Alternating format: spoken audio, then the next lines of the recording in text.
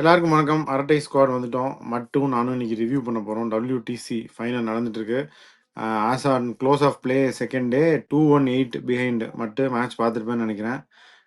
South Africa வந்து இப்போ 2-1-8 behind 2 wicket கையில் இருக்கு ஆஸ்திரேலியாக்கணும். Starc Lyon at the Greece.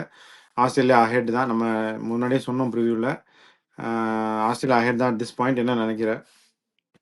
அதான் நம்ம முன்னே இதில் சொன்ன மாதிரி லோவர் ஆர்டர் பேட்டிங் தான் டிசைட் பண்ணோம் அப்படின்றோம். ஏன்னா 2 பேரும் இந்த பிச்சில் நல்லாவே bowling போட்டாங்க. என்ன ஃபர்ஸ்ட் இன்னிங்ஸில் அதான் லுங்கி தான் 8 overs 45 அதுதான் கொஞ்சம் இது. மற்றவங்க எல்லாம் நல்லா போட்டாங்க. பட் செகண்ட் இன்னிங்ஸில் முக்கியமான விக்கெட் 3 எடுத்துட்டாரு. விக்கெட் எடுத்துட்டாருல. ஸ்டீவன் ஸ்மித் விக்கெட் எடுத்துட்டாரு. Webster top score, first innings top score wicket. But அவங்க ஆனால் அந்த ஒரு அப்பீல் மிஸ் பண்ணிட்டாங்கல்ல. வெப்ஸ்டருக்கு ரொம்ப கம்மியாக ரிவ்யூ இருக்கு, பண்ணல. ரிவ்யூ பண்ணல. அது ஒன்று. அதுக்கப்புறம் இவங்க இதில் கேட்ச் கைக்கு வந்த கேட்ச் விட்டாரு ஆவல்ஸ் கேரி பெட்டிங் வந்து. அப்பயுமே ஒரு சிங்கிள் டிஜிட்டில் தான் இருந்தார் நினைக்கிறேன். ஸோ அதான் கடைசி லாஸ்ட் ஓவரில் ஸ்டார் கேட்ச் ட்ராப்டு மற்றபடி எதுவுமே எல்லாமே ஃபீல்டு இதெல்லாமே நல்லா தான் இருந்தாங்க. பட் இப்போதைக்கு ஆனால் ஆஸ்திரேலியா தான் ஆன் டாப். இன்னும் 20 ரன்ஸ் எடுத்தாங்கன்னா கொஞ்சம் கஷ்டம். அதான் 240 250லாம் போயிடுச்சுன்னா வாய்ப்பே இல்லை. இந்த ஸ்கோருமே சவுத் ஆப்பிரிக்கா மற்ற டீம்னாலும் பரவாயில்ல. அவங்க அந்த மென்டல் இதுவும் இருக்குல்ல, ஃபைனல்ன்ற மாதிரியே இருக்கே. நீ என்ன நினைக்கிற? இல்லை ஃபைனல் மட்டும் இல்லாமல் இந்த பிச்சு கொஞ்சம் ரொம்ப இது லோவாக ஆரம்பிச்சிச்சு. லாஸ்ட் ஒரு கொஞ்சம் அன்இவன் பவுன்ஸோட இருந்துச்சு. லாஸ்ட் ஒரு 10 overs அப்படி தான் இருந்துச்சு. ஸோ இப்படியும் கண்டிஷன்ஸுக்கு கொஞ்சம் கஷ்டம்தான் நினைக்கிறேன். ஆல்ரெடி 200னா கொஞ்சம் இதுவாக இருந்திருக்கும். பட் தெரியல, மோஸ்ட்லி ஐ திங்க் ஆஸ்திரேலியா ஜெயிச்சிருவாங்க தான் நினைக்கிறேன். ஸ்டார்க்கு கமின்ஸ் எல்லாம் இருக்காங்கல்ல, இது பிச்சில் அவங்க விளையாண்டு தானே ஆகணும். அது கொஞ்சம் கஷ்டம் தான். பட் இன்னொரு விஷயம் என்னன்னா, இவங்க வந்து டெஸ்ட் கிரிக்கெட்டு நம்ம சொல்கிறோம், ஸ்டைல் ஆஃப் பிளே எல்லாமே எல்லாருக்குமே மாறி. விக்கெட் டிஃபிகல்ட் தான், இல்லைன்னு சொல்லல. பேட்டிங் அவ்வளோ நல்லா சப்கான்டினென்டல் ஆடுற மாதிரியோ இல்லை எல்லாம் ஐபிஎல் முடிச்சுட்டு வர்றாங்க ஜாலியாக ஹிட் த்ரூ த லைன் மாதிரிலாம் கிடையாது. ஆனால் கொஞ்சம் பொறுமையாக விளையாண்டுருக்கலாம் எல்லாருமே. ஏன்னா 50 ஓவர் தான் விளையாடுறாங்க ஆவரேஜ். 57 ஓவர் 56 ஓவர் இப்படி விளையாண்டாங்கன்னா இது என்ன நினைக்கிறேன்? இதை பற்றி என்ன நினைக்கிறேன்? பாஸ் பால் இல்லை. பட் ஆனால் கொஞ்சம் பிச்சு வந்து கொஞ்சம் நல்லாவே ஸ்விங்காக இருந்துச்சு. நான் ஆக்சுவலாக ஆப்போசிட்டாக நினைக்கிறேன். இன்னும் கொஞ்சம் அக்ரெசிவாக, இன்னும் கொஞ்சம் லைக் ரொம்ப அக்ரெசிவ்னு தேவையில்லை. நான் இந்த இது லெவல்லாம் போக தேவையில்லை. பட் கொஞ்சம் ரன்ஸ் எடுக்கிற மாதிரி இருக்கணும். ரொம்ப பவுமாலாம் ஃபர்ஸ்ட் இன்னிங்ஸ் 30 பாலுக்கு 0 ரன்ஸ் இருந்தார் நினைக்கிறேன். 30 balls 30th பால் வந்து சிங்கிள் எடுக்கும் போது எல்லாம் கைத்திருந்தாங்கன்னு நினைக்கிறேன். ஸோ அந்த அளவுக்கு ரொம்ப இது இல்லாமல் கொஞ்சம் ஐ திங்க் ஃபர்ஸ்ட் இன்னிங்ஸில் அப்படி இருந்தாங்க. செகண்ட் இன்னிங்ஸில் ஆஸ்திரேலியாவும் கொஞ்சம் அக்ரெசிவாக ட்ரை பண்ணாங்க. ஆனால் ஒர்க் அவுட் ஆகலையே, அதுதான் நான் சொல்கிறேன். ஆனால் நம்ம ட்ரெடிஷ்னலாக பார்த்தோம்னா இந்த மாதிரி புஜாரா, ரஹானே, அதுக்கு முன்னாடி டிராவிடு, லக்ஷ்மண் எல்லாரும் அப்படி தானே ஒரு 240 பால்லாம் ஆடி 20 செகண்ட் 30 செகண்ட் எல்லாம் ஆடுவாங்கல்ல. ஆடுவாங்க. பட் ஆனால் இதுதான் இப்போ அது கொஞ்சம் அப்படி பண்ணுறது நீ வந்து பார்க்கறதுக்கு ஜாலியாக இருக்கணுன்றக்கா சொல்லல. நம்ம வந்து வியூவர்ஸாக நமக்கு அடிச்சா ஜாலியாக இருக்கும், அது ஓகே. பட் 5 நாள்லாம் போவே மாட்டேங்குது. வேர்ல்டு டெஸ்ட் சாம்பியன்ஷிப்னு நம்ம சொல்கிறோம். நாளைக்கு கண்டிப்பாக ரிசல்ட் வந்துடும். யார் ஜெயிக்கிறாங்களோ நாளைக்கு முடிஞ்சு மேட்ச். இல்லை முன்னாடி சும்மா அந்த டிஆர்எஸ்லாம் இல்லாமல் சும்மா வந்து காலை இது பண்ணி டிஃபெண்ட் பண்ணி பண்ணுவாங்க. இப்போ கொஞ்சம் இந்த ரிவ்யூலாம் இருக்கும்போது சும்மா காலில் தடுக்கிறது அந்த மாதிரிலாம் பண்ணால் இப்போ டிஆர்எஸ்ல ரிவ்யூ பண்ணி அவுட்டு கொடுத்துட்றாங்க. ஸோ அது ஒரு இது.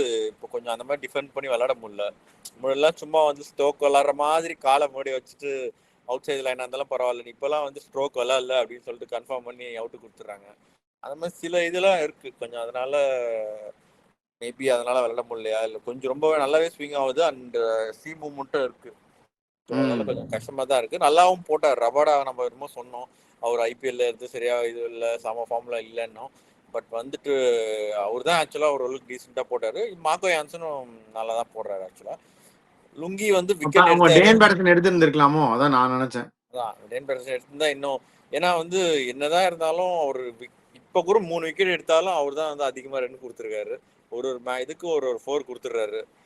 அந்த மாதிரி இந்த இவ்வளோ க்ளோஸ் இது கேமில் வந்து அவ்வளோ ரன்ஸ் கொடுத்தது வந்து கொஞ்சம் அதுதான் டிசைட் பண்ணணும்னு நான் நினைக்கிறேன். அதுதான் அது அவங்க மிஸ்டேக் பண்ணிட்டாங்க. வியான் முல்டருமே வந்து அவ்வளோ எஃபெக்டிவாக இல்லை. அவங்க பாஷ் எடுத்துக்கலாமா அந்த ஸ்பாட்டில்? இல்லை அவுட்டர் நோட்டு அந்த ஸ்பாட்லேயாவது ஒரு சீமர் ஆடி இருக்கலாமா? அந்த ஸ்பாட்லேயும் காபின் பாஷே எடுத்துருக்கலான்றோம். இந்த ஸ்பாட்ல லுங்கி காப்பி ஸ்பாட்ல டேய் அது ரொம்ப வீக் ஆயிருந்தா பவுலிங் அப்படி பண்ண முடியாது. பண்றது இவரு லுங்கியோட நல்லா தான் போடுவாங்கன்னு நினைக்கிறேன். டேய் ஸ்டீவ் ஸ்மித் விக்கெட் எடுத்தாலடா. ஒரு விக்கெட் எடுத்து இந்த பிச்சில் கரெக்டா ஒரு லைன்ல போட்டா விக்கெட் கிடைக்குது, அது ஒண்ணும் இல்ல. பட் அதுக்கப்புறம் எடுத்தார் விக்கெட், அதெல்லாம் ஓகே. பட் ஆனா ரன்ஸ் வந்து இவ்வளோ பிச்சில் ஸ்விங் ஆகுது, ஸ்ட்ரீம் மூவ்மெண்ட் இருக்கு அப்படின்றோம். 8 overs 45ன்றது ஒன் டேல கூட பழைய முன்னாடிலாம் ஒன் டேல கூட இவ்வளவு கொடுத்துருந்தா என்னடா எக்கானமி 5க்கு மேல இருக்கு அப்படின்னு நம்ம யோசிப்போம். இந்த பிச்சில் 200 ஸ்கோர்ல வந்து அவ்வளோ அதிகமா கொடுக்கறது வந்து not a good one. Second இன்னிங்ஸ்ல டீசெண்டா போட்டிருக்காரு, விக்கெட் எடுத்திருக்காரு. அதுவுமே நிறைய ரன்ஸ் கொடுத்துருக்காருன்றோம். பால் அவர் இந்த தடவை விக்கெட் எடுத்ததே எனக்கு என்னமோ வந்து நம்ம எல்லாம் அவுட் ஆயிடுவோம், லுங்கி பால்ல அடிக்கணும்னு சொல்லிட்டு அவுட் ஆன மாதிரி இருந்துச்சு. கொஞ்சம் ரொம்பவே மூவ் பண்ணி எல்லாம் விளாண்டாங்க. அதுதான் இப்போ அவங்க தான் கார்வின் பாஷ் ஆடி இருந்திருக்கலாம் அந்த ஸ்பாட்ல. நீ சொல்ற மாதிரி அது ரொம்ப டிராஸ்டிக். அது இல்லாட்டியும் அட்லீஸ்ட் முல்டர் ஸ்பாட்ல ஆடி இருந்திருக்கலாம். பட் முல்டர் 3 நான் சொல்லுங்க. முல்டர் வந்து இப்போ லாஸ்ட் அவங்க டொமஸ்டிக் எல்லாத்துக்கும் ஓப்பனிங் தான் இறங்கிட்டு இருக்காரு லாஸ்ட் 2 years-ஆ. ஆமாடா, நான் ப்ரிவியூல உனக்கு சொன்னேன்ல 3 வந்து கொஞ்சம் ஹை தான் அவருக்கு. அவருடைய பேட்டிங் என்னன்னு நான் பார்த்திருக்கேன். இந்த கண்டிஷன்ஸ்க்கு அவர் 3 வேலைக்கு ஆகுதுன்னு தான் நான் சொன்னேன். I had my reservations against Mulder batting at 3 அப்படின்னு. I had my reservation Markram opening test மேட்ச்ல அதுவே பெருசுதான். அதான் சொல்றேன், அவங்களுக்கு ஒரு they are trying to fit in Markram அப்படின்ற மாதிரி இருக்கு. அதான் நான் கீழே விளையாடலாம், ப்ராப்பர் ஓப்பனரே விளையாடலாம். இவங்களும் அப்படிதான் பண்றாங்க. லபுஷான் ஓப்பனிங்கா இருக்கிறாங்க. அவரு வந்து நீ சொன்ன மாதிரி பால் கொஞ்சம் நிறைய ஃபேஸ் பண்ணி கொஞ்சம் இது பண்றாரு. அதுக்கப்புறம் ஹெட் வந்து அடிப்பாருன்னு பார்த்தா எல்லா மேட்சும் வந்து கேவலமா. போன மேட்ச் ஓகே லெக் சைட்ல இது பண்ணிட்டாங்க. இந்த மேட்ச் வந்து நேரா வர பால் உள்ள கட் ஆகுது. அது ஒண்ணுமே என்ன பண்ணாருன்னு தெரியல. முல்டர் பாலா தான் அவுட் ஆனாரு, போல்ட் ஆனாரு. அதுதான் பெட்டிங்ஹாம் நம்ம சொன்னோம் டிஸ்கஸ் பண்ணும்போது, நல்ல பிளேயர், நல்லா ஆடுவாருன்னு. அவரு இன்னொன்று நல்ல விஷயம் என்னன்னா 45 ரன் விட்டுருங்க, 111 பால் அவர் ஃபேஸ் பண்ணியிருக்காரு. அது வந்து கிட்டத்தட்ட 20 overs அவர் ஃபேஸ் பண்ணியிருக்காரு. டீம் வந்து 56 ஓவர் பேட்டிங் பண்ணியிருக்கு. அதில் வந்து உங்களுக்கு கிட்டத்தட்ட 19 ஓவர், ஒருத்தர் 20 ஓவர்னு வச்சுக்கலாமே. ஸோ அப்போ அவ்வளோ ஃபேஸ் பண்ணுறாங்கன்னா அந்த மாதிரி ஒரு 4 பேட்டர் ஃபேஸ் பண்ணணும். பண்ணியிருந்தாங்கனால இன்னும் நல்ல ஸ்கோர் வரும் அப்படின்னு நான் சொல்கிறேன். அதுதான் way to play test cricket. அவரும் பவுமாவும் தான் லைக் ஆல்மோஸ்ட் 60% ஃபேஸ் பண்ணியிருக்காங்க. மற்றதெல்லாம் வந்தவொடனே டக்கு டக்குன்னு அவுட் ஆகிட்டு போயிட்டாங்க. அதுதான் இங்கே பார்த்தீங்கன்னா அப்படியே அவங்க ஸ்மித், அலெக்ஸ் கேரி இவங்கலாம் வந்து அந்த டெம்ப்ளேட் தானே அவங்க ஆடுறாங்க. டீசெண்டாக ஆடுறாங்க. நல்லா ஆடினாரு ஸ்மித் எல்லாம். அலெக்ஸ் கேரி செகண்ட் இன்னிங்ஸ் அவ்வளோ ரொம்ப முக்கியமான ரன்ஸ் அது. அது இல்லைன்னா இன்னும் கொஞ்சம் பயங்கர க்ளோஸாக இருந்திருக்கும். 45 ரன்ஸ் அவ்வளோ ஃபாஸ்ட்டாக அடிச்சிருக்காரு. 43 நினைக்கிறேன். இன்னும் ஒரு கேட்ச் ட்ராப் பண்ணாரு. வழக்கம் போல் அவர் ரிவர்ஸ் ஸ்வீப் ஆடி தான் அவுட் ஆக நடமுடிச்சு அவுட் ஆயிட்டாரு. அதுவும் வந்து ஃபர்ஸ்ட் பால் ஆஃப் த செஷன்ல செஷன்ல ரிவர்ஸ் ஸ்வீப் ஆடி அவுட் ஆகுது. இல்லைன்னா இன்னும் கொஞ்சம் அடிச்சிருப்பாங்க. ஆமா, இவங்க வந்து இங்கிலீஷ் நீ சொல்ற மாதிரி குவிக் ரன்ஸ் வேணும் அப்படின்னா அவங்க இங்கிலீஷ் எடுத்துருந்துருக்கலாம். பட் அதுவும் நான் ப்ரீ மேட்ச் சொன்னேன். 2 நான் சொன்னேன் கைன் வரேன் ஆடாம அதுக்கு பதிலாக டோனி டிசோர்ஸியா ஆடணுன்னு. அது நடக்கல. இதே மாதிரி இங்கேயும் இங்கிலீஷ் ஆட மாட்டான்னு நான் சொன்னேன். பட் அவங்க இங்கிலீஷ் ஆடி இருந்தா அந்த குவிக் ரன்ஸ் வந்துருந்துருக்கலாம். கிரீன் வந்து கொஞ்சம் அவுட் ஆஃப் ஷாட்ஸ் தான் இருக்க மாதிரி இருக்கு. பேட்டிங் பட் வந்து டொமஸ்டிக்ல நிறைய ரன்ஸ் அடிச்சிருக்காரு அங்க ஆஸ்திரேலியால. பேட்ஸ்மேனா விளையாடி அவங்க 4-day இதுல வந்து நிறைய செஞ்சுரி போட்டிருக்காரு. செஞ்சுரி 50 எல்லாம் போட்டிருக்காரு. அதான் இங்க வந்து என்னதான் இருந்தாலும் இங்கிலாந்துல திடீர்னு கண்டிஷன்ஸ் மாறுது இல்ல. இப்ப அதேதான் நீ சொன்னீங்க ரபாடா, நம்ம ஐபிஎல் ரபாடா என்ன, இந்த ரபாடா என்ன, அதேதான். ஸோ அங்க கண்டிஷன்ஸ்ல இருந்த கிரீன் வேற, இங்க இருக்கிறது வேற இல்ல. அதுதான் ரெண்டுமே வீக்கெண்ட் டீம் தான் என்ன பொறுத்த இருக்கும். ஆனா 2.5 நாள்ல இப்படி மேட்ச் முடிகிறது எனக்கு கொஞ்சம் வருத்தமா இருக்கு. சும்மா விளையாண்டாலும் பரவாயில்ல, ஒரு WTC ஃபைனல் இப்போ T20 மேட்ச் வந்து 10 ஓவர்ல 2 டீம் முடிச்சிட்டாங்கன்னா எப்படி இருக்கும்? ஒரு ODI மேட்ச் வந்து 25 ஓவர் 30 ஓவர் 2 பேரும் ஆல் அவுட் ஆயிட்டு முடிச்சா எப்படி இருக்கும்? அது மாதிரி ஒரு 5th டே ஒரு 4th டேனா கூட பரவாயில்ல, டுவர்ட்ஸ் எண்ட் ஆஃப் 4th டே 2.5 நாள்ல மேட்ச் முடியணும் அப்படிங்கிறதா எனக்கு கொஞ்சம் இதா இருக்கு. அது இந்த கண்டிஷன்ஸ் இவங்க இங்கேயே தான் வைக்கிறாங்க லார்ட்ஸ்லயும். சரி இதுதான் ஆப்வியஸ் ரீசன் வந்து வேற எங்க வச்சாலும் நியூட்ரல்னா கூட்டம் வராது அப்படின்னு தான் வச்சா ஓரளவுக்கு ஆல்மோஸ்ட் ஃபுல்லா இருக்கு, நல்ல கூட்டம் இருக்கு. இப்போ இவங்க அதான் இப்ப சவுத் ஆப்பிரிக்கா என்ன எவ்வளவு அடிச்சிருவாங்கன்றியா என்ன நினைக்கிறேன்? சவுத் ஆப்பிரிக்கா அடிக்கணும்னா யாராச்சும் ரிக்கில்டன் அக்ரெசிவா கொஞ்சம் ரன்ஸ். ஏன்னா வந்து எனக்கு தெரிஞ்சு ரிக்கில்டன் மார்க்ரம்லாம் வந்து இவங்க 3 பேர் பவுலிங் போடுறதுல அந்த மாதிரி 100 பால் ஃபேஸ் பண்ண மாட்டாங்க. 100 பால் 2 பேரும் ஃபேஸ் பண்ண மாட்டாங்க.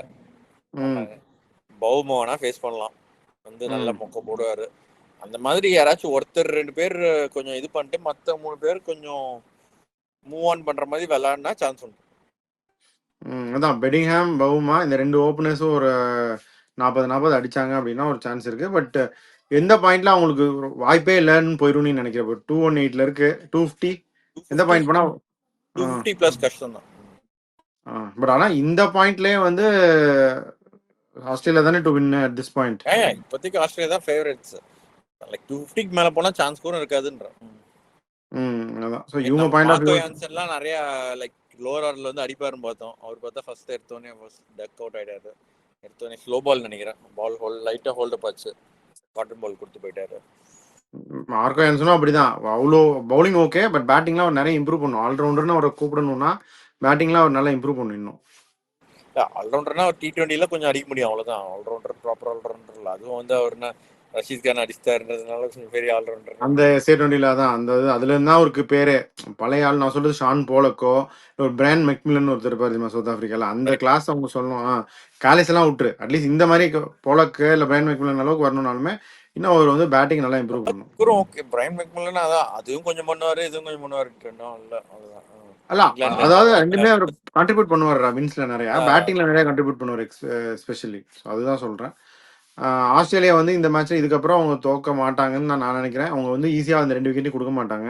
இவங்களும் வந்து இன்னும் கொஞ்சம் அக்ரெசிவாக ஃபீல்ட் செட் பண்ணலாம், இன்னும் கொஞ்சம் அக்ரெசிவாக ஆல் அவுட்டாக போயிடலாம். இதுக்கு மேலே அவங்க ஒன்றும் they have nothing to lose அப்படின்னு தான் நான் நினைக்கிறேன். ஸ்டார்க்கும் இவங்க போடுற இதே மாதிரி பால் மூவ்மெண்ட்ஸ் இருந்துச்சுன்னா அவுட் ஆயிடுவார் சீக்கிரமா. அதுக்குள்ள எவ்வளவு ரன்ஸ் அடிக்கிறாருன்றத பொறுத்து தான். ஆக்சுவலா பார்த்தா சீக்கிரம் அடிச்சுட்டு சீக்கிரம் அவுட் ஆனா கொஞ்சம் ஓவர் காஸ்ட்ல பவுலிங் போடலாம். கொஞ்சம் திடீர்னு இவங்க ரொம்ப ஒரு மணி நேரம்லாம் இருந்துட்டாங்கன்னா கொஞ்சம் ஏதாச்சும் வெதர் நல்லா ஆயிடுச்சுன்னா அப்புறம் அவங்களுக்கு ஸ்டார்ட் பண்றது 2 and 3 ஆர் ஜென்ரலி வந்து டே 2 and day 3 are good batting days தான் டெஸ்ட் மேட்சை பொறுத்த வரைக்கும். அது இந்த வென்யூவில் பர்டிகுலர்லி மோர் ஸோ அதில் வந்து என்னதுன்னு பார்த்துடலாம். ஸோ நீ சொல்கிற மாதிரி சீக்கிரம் அடிச்சிட்டாங்க அப்படின்னா அவுட் ஆயிட்டாலும் அவங்களுக்கு நல்லது தான், இல்லை ரன்ஸ் வந்துட்டாலும் நல்லது தான். 250 will be beyond south Africa அப்படின்னு நீ நினைக்கிறேன், நானாக தான் நினைக்கிறேன். பட் இந்த ரன்னே சவுத் ஆஃப்ரிக்கா அடிக்கிறது டவுட் அப்படின்னு தான் நான் நினைக்கிறேன். ஸோ பார்ப்போம். நீ வந்து ஃபைனலாக என்ன சொல்ல நினைக்கிறேன் இந்த மேட்சை பற்றி? நாளைக்கு மேட்ச் முடிஞ்சோடனே திரும்பி வருவோம். இப்போதைக்கு உன்னோட ஃபைனல் கமெண்ட்ஸ் என்ன? நல்ல இவங்க நல்லா ஸ்டார்ட் பண்ணாங்க சவுத் ஆப்பிரிக்கா. எடுத்தோடனே கொஞ்சம் விக்கெட்ஸ்லாம் எடுத்தாங்க. அதான் ஸ்மித்தும் அவங்கள அதான் வந்து அந்த பார்ட்னர்ஷிப் வந்து கொஞ்சம் அதான் லுங்கி வந்து ரொம்ப நிறைய ரன்ஸ் கொடுத்துட்டாரு. அதான் ஃபர்ஸ்ட் இன்னிங்ஸ்ல டிஃபரன்ஸ் வந்து லுங்கி தான். அவரோட ரன்ஸ் வந்து வாரி வாரி வழங்கினாரு. செகண்ட் இன்னிங்ஸ்ல அவங்க அதையுமே திரும்ப பண்ணுவாரு இல்ல அப்படின்னு சொல்லிட்டு அவர் பால்ல கொஞ்சம் அதிகமா அடிக்கணும்னு ட்ரை பண்ணி விக்கெட் விட்டாங்க. அவ்வளவுதான். இன்னொருத்தர் வேற யாராச்சும் எடுத்திருந்தாங்கன்னா இன்னும் நல்ல பொசிஷன்ல இருந்திருப்பாங்கன்னு நினைக்கிறேன். ஓகே, பட் தென் அதான் செலெக்ஷன் இஸ் ஒன் திங், அங்கே போய் பெர்ஃபார்ம் பண்ணுறதும் ஒன்று. ரெண்டுலேயுமே வந்து தே மேட் ஸ்லைட்லி இது they could have done better அப்படின்னு தான் நினைக்கிறேன். But advantage Australia's game to win இங்கே வரைக்கும். So that's it for now. Views will come back tomorrow after the match and will review it hopefully with முதலாளி லாகுல் எல்லாத்தோடையும் சேர்ந்து வரோம். So this is Arattai squad signing off from you. Bye bye.